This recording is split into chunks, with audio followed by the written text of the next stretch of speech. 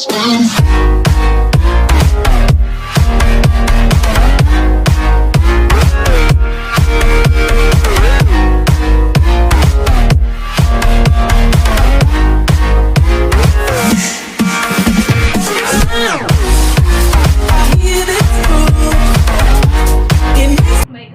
Assalamualaikum warahmatullahi wabarakatuh. Perkenalkan, nama saya Aulia Mahendita, Prodi Pendidikan Matematika. Di sini saya akan memenuhi tugas mata kuliah seminar matematika, yaitu mempresentasikan makalah. Baiklah, langsung saja. Adapun judul makalah saya yaitu Prinsip Matematika dalam Permainan Tradisional Congklak. Nah, baik saja, langsung kita mulai. Adapun judul makalah saya yaitu Prinsip Matematika dalam Permainan Congklak. Nah, kita masuk kepada bagian pertama, yaitu adapun permainan tradisional congklak. Poin pertama yaitu apa itu permainan congklak? Nah, permainan congklak adalah permainan tradisional yang menitik beratkan pada penguasaan perhitungan. Nah, permainan congklak ini berasal dari orang Arab yang datang ke Indonesia untuk melakukan sebuah perdagangan atau dakwah. Permainan congklak ini sudah hampir tersebar di seluruh negara Asia Tenggara. Jadi, tidak hanya Indonesia yang memainkan permainan tradisional ini, tetapi seperti Filipina, Thailand, mereka juga memainkan permainan tradisional congklak ini. Nah, orang Jawa menyebut permainan tradisional ini dengan sebutan dakon, sedangkan orang Thailand dengan sebutan tungkayondan, dan dengan Filipina menyebut permainan ini dengan sebutan sungka. Nah, permainan tradisional congklak ini terdiri dari dua bagian utama, yaitu ada papan congklak dan ada biji-biji congklak. Nah, papan congklak ini berbentuk panjang yang terdapat lubang-lubang yang fungsinya yaitu untuk menempatkan biji-biji congklak tersebut. Nah, permainan congklak ini dimainkan dengan dua orang yang posisinya itu saling berhadapan, dimana layaknya seperti bermain catur. Kita masuk kepada poin kedua, yaitu bagaimana cara bermain congklak. Nah, seperti yang teman-teman ketahui sendiri bahwasanya cara bermain congklak itu ialah dimulai secara serentak dengan kedua pemain tersebut, yaitu membagikan satu persatu bijinya yang ada pada papan tersebut ke daerah kampung sendiri maupun daerah lawan. Nah, apabila biji tersebut berhenti di kampung sendiri maupun di kampung lawan yang lubang tersebut tidak berisikan biji apapun, maka seharusnya pemain tersebut berhenti.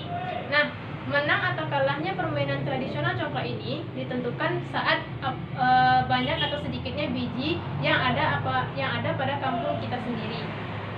Apabila biji congklak yang terdapat dalam kampung kita itu sedikit, maka kita adalah pemenangnya. Nah, baiklah, kita masuk kepada bagian kedua, yaitu hubungan ilmu matematika dan permainan congklak. Nah, yang pertama adalah dapat digunakan sebagai media pembelajaran matematika. Dan yang kedua yaitu terdapat hitungan matematika dalam mempersiapkan permainan tersebut. Nah, seperti yang kita ketahui sendiri bahwasanya permainan tradisional congklak itu adalah salah satu alternatif yang dapat dijadikan media pembelajaran matematika, khususnya pada pelajaran matematika. Nah, permainan tradisional congklak ini dapat menarik perhatian siswa untuk memainkannya, sehingga siswa pun tertarik untuk belajar matematika apabila papan congklak ini dijadikan sebagai media pembelajarannya. Terus yang kedua yaitu terdapat hitungan matematika dalam mempersiapkan permainannya. Kita ambil contoh bahwasanya dalam papan congklak tersebut terdapat lumbung, yaitu lubang-lubangnya yang berjumlah 14. Ditambah dengan lubang utama yang diameternya biasanya lebih besar dari lubang biasanya. Nah, jadi dalam aturan permainannya, lubang-lubang di bagian papan congklak tersebut harus diisi masing-masing 7 buah biji congklak. Nah, berarti total biji congklak yang harus kita sediakan yaitu ada 7 dikali 7 yaitu 49, dan itu 49 biji itu masih dalam daerah kita, belum lagi di daerah lawan. Nah, berarti totalnya yaitu 49 dikali 2 yaitu 98 biji congklak yang harus disiapkan untuk memainkan permainan tradisional congklak ini. Baiklah, kita masuk kepada bagian ketiga, yaitu prinsip matematika dalam permainan tradisional congklak. Adapun prinsip matematika dalam permainan tradisional congklak ini yaitu memperkenalkan konsep operasi hitung bilangan yang mana ada penjumlahan, pengurangan, perkalian, dan pembagian. Nah, yang pertama yaitu kita bahas tentang penjumlahan, konsep operasi hitung bilangan penjumlahan. Nah, di sini siswa diarahkan untuk mengisi lubang-lubang yang ada pada papan congklak tersebut dengan 7 buah biji congklak. Nah, selanjutnya siswa akan menghitung menjumlahkan buah congklak yang terdapat pada dua lubang di papan congklak tersebut.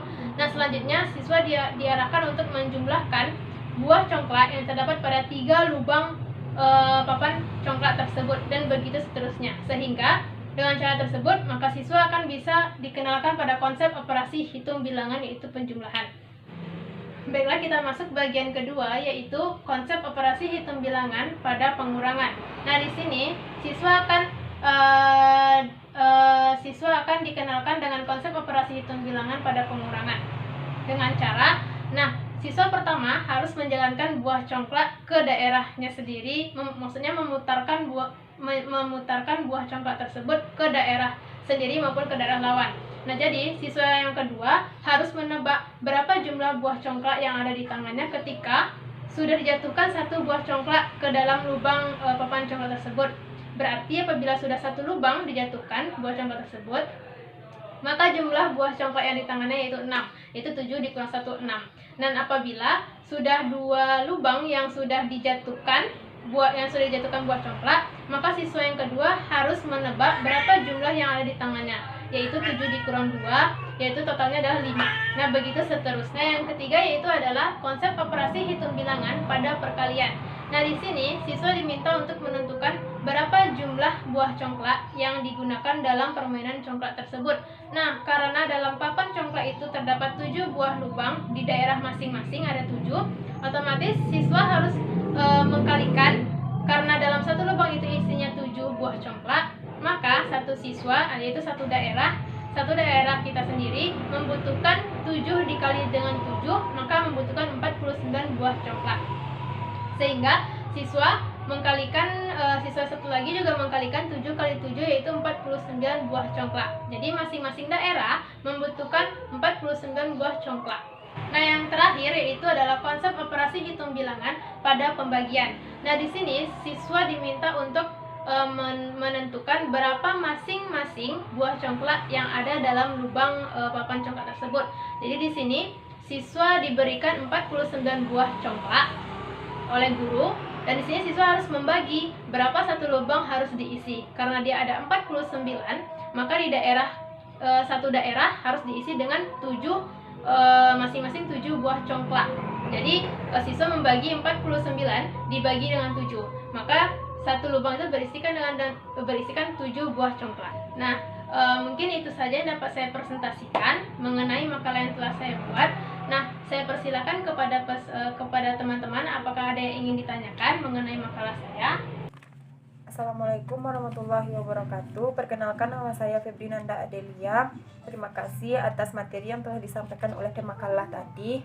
Baiklah, di sini saya akan bertanya, dapatkah pemakalah jelaskan apakah permainan tradisional congklak dapat digunakan dalam media pembelajaran lainnya seperti pembelajaran fisika, kimia, biologi, dan pembelajaran lainnya? Sekian, terima kasih. Baiklah, di sini saya akan menjawab pertanyaan dari Febrinanda, di mana pertanyaannya yaitu apakah bisa prinsip fisika atau prinsip kimia digunakan dalam permainan tradisional congklak ini? Nah, menurut saya bisa-bisa saja prinsip fisika maupun kimia digunakan dalam permainan tradisional congklak ini. Kita ambil contoh saja pada prinsip fisika, yaitu berapa kecepatan siswa tersebut menjatuhkan buah-buah congklak ke dalam masing-masing lubang di papan congklak tersebut. Nah, mungkin itu bisa dipakai dalam prinsip fisika, yaitu pada permainan tradisional congklak tadi. Namun menurut saya lebih cenderung kepada prinsip matematika yang digunakan dalam permainan tradisional congklak ini. Seperti kita ketahui dari kita menjumlahkan berapa buah congklak yang dibutuhkan dalam masing-masing lubang itu saja sudah menggunakan operasi hitung bilangan, yaitu pembagian. Dan bagaimana cara siswa itu menjatuhkan itu, yaitu dengan cara operasi hitung bilangan pengurangan. Jadi lebih cenderung atau lebih kepada prinsip matematika yang digunakan dalam permainan tradisional matematika. Mungkin itu saja yang dapat saya jawab. Kepada Febrinanda, terima kasih atas pertanyaannya. Nah, baiklah, mungkin itu saja yang dapat saya sampaikan saat ini. Terlebih dan terkurang saya mohon maaf. Saya akhiri dengan Assalamualaikum warahmatullahi wabarakatuh.